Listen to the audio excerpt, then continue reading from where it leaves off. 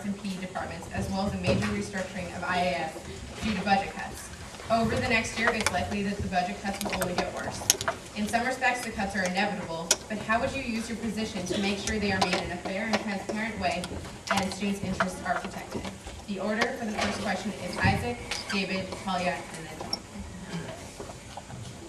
So first of all, I would like to say that yes, to some extent these budget cuts are inevitable. There is $70 million shortfall in the budget this year for UC Berkeley, up from $40 million from last year, and the economic situation is not likely to be getting better.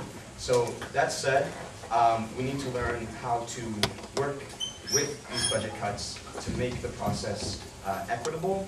And I think the biggest, misconception is that equitable does not mean across the board.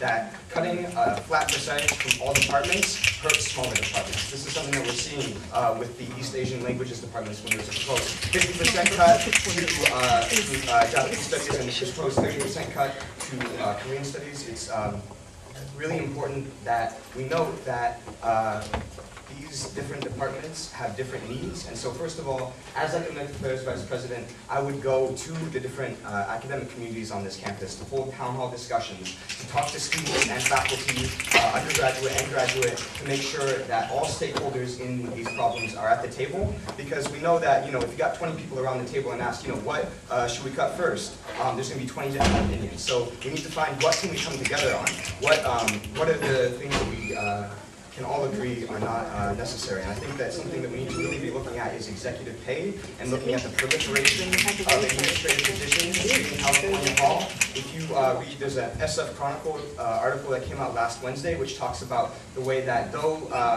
the UC Regents have frozen fee increases or pay increases for top administration, they have created an exception where on a case-by-case basis they can increase stipends, they can increase sabbaticals, and on a case-by-case basis waste student money. So it's really important to see that at UC Berkeley, the exception has become the rule, as quoted in this article. So all of these exceptions are made for administrators, but they're not made for the IAS department, which is one of the most efficient places on campus for money per student, and also in terms of how much money it's raising. It is the flagship IAS program of the UC system, and we need to support it. Thank you. To answer this question, I really would like to state that it is not my job to decide what programs of students should be cut. My job is to increase the quality of education that students get here at UC Berkeley. And the only way to do that is to mobilize the students as a student union against the administration when they try to cut back student programs. And the students, if the administration can find a way to cut down whatever spending they have, that's fine.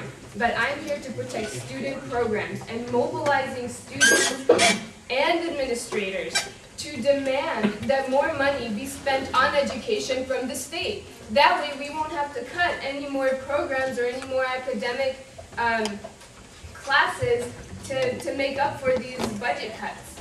So in general, I want to have our education worthwhile. We're paying $30,000 to come here or something around that amount of money, and we deserve the best. Berkeley promised us the best, and I'm going to stand for that. Thank you. Please hold your applause until all the speakers have spoken. John? Kelly Fitzpatrick. Again, as has been said, the UC Berkeley is facing a $70 million shortfall. The problem with the situation right now is that they have targeted the PE department, they have targeted the IAS department, they have targeted the East Asian languages department. The problem with all these changes so far is that there is a lack of communication. Because these decisions were made without student input. These decisions were made with literally the heads of the academic committees, not even the committees themselves. But these decisions were published through emails by those departments rather than public forums. What we need to do as the Academic Affairs Vice President is not only hold town halls and get student input, but we'll do our best to publicize and make this entire process, all these decisions and all these changes public. We need to publish agenda meetings. We need to publish what we want to discuss with these academic committees. We need to publish the minutes of these academic committees whenever possible. To show students this is what is being done right now, this is what we're talking about in these committees, these are the changes that will be made, and I wanted you to know before the professors announce it through an email. Second question for Academic Affairs Vice President. Sure, we can do the order first. Okay, the order for the second question is John, Isaac, Talya, and David. And the question is, how would you enhance the academic resources and research opportunities that your office makes available to students? Again, no. How would you enhance the academic resources and research opportunities that your office makes available to students? Hi, everyone. So we're talking about enhancing the academic experience of students. Of course, demanding a greater budget for education from the state and the federal government will allow us to have a lot more programs. All of the programs that these other candidates are promising would be easy with a bigger budget. But aside from budget, let's talk about diversity. The Defend Affirmative Action Party stands on eliminating the SAT and increasing minority enrollment. Having a greater underrepresented minority population here in UC Berkeley will enhance the academic atmosphere and relieve the hostile environment here on Berkeley. It is crucial for us to be a public university, and right now the demographics of UC Berkeley do not match the demographics of California, and I don't call that a public university. Okay. Furthermore, the DREAM Act, for example, is something that DAP has pushed, and it's in Senate right now. And the DREAM Act will allow undocumented students to receive financial aid that will certainly enhance the academic experience of these students specifically, and then in general, because they will be here actually and not have to withdraw. It will enhance our academic experience as well.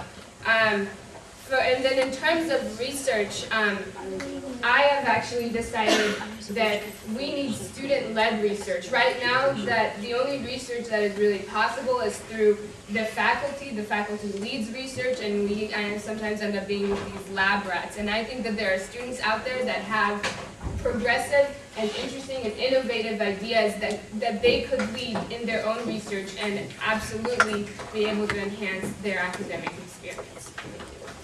Thank you.